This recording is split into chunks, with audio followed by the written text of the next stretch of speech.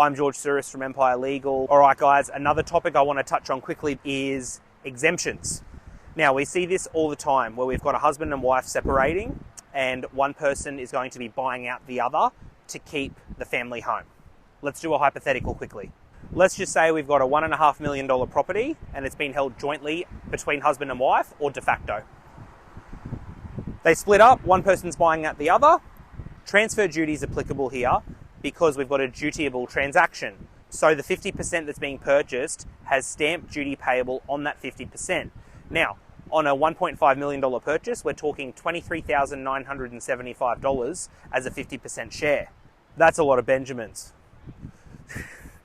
It is a lot of money though, seriously. So how can we get around this? Well, great news, there's two ways. We can either have a family court order. So if the courts seal an order saying that, say, the wife is buying out the husband and obtaining the property, then there's no stamp duty payable.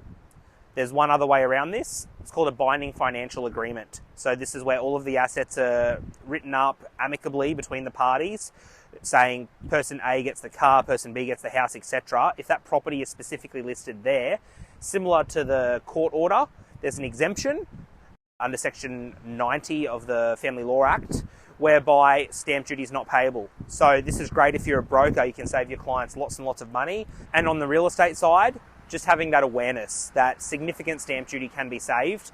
We can help with binding financial agreements. We also have partners in family law that we can recommend you to. So if you are experiencing any of this, please do get in touch.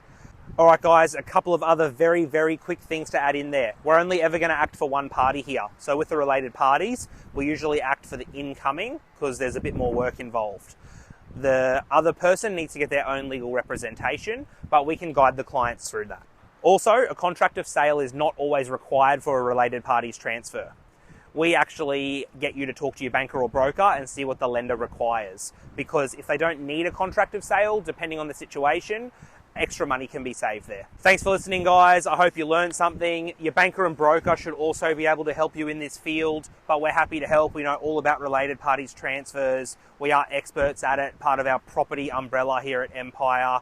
If you have gotten value out of this video, we do ask, please subscribe, share it with your friends, anyone else that might actually learn something from what we've spoken about.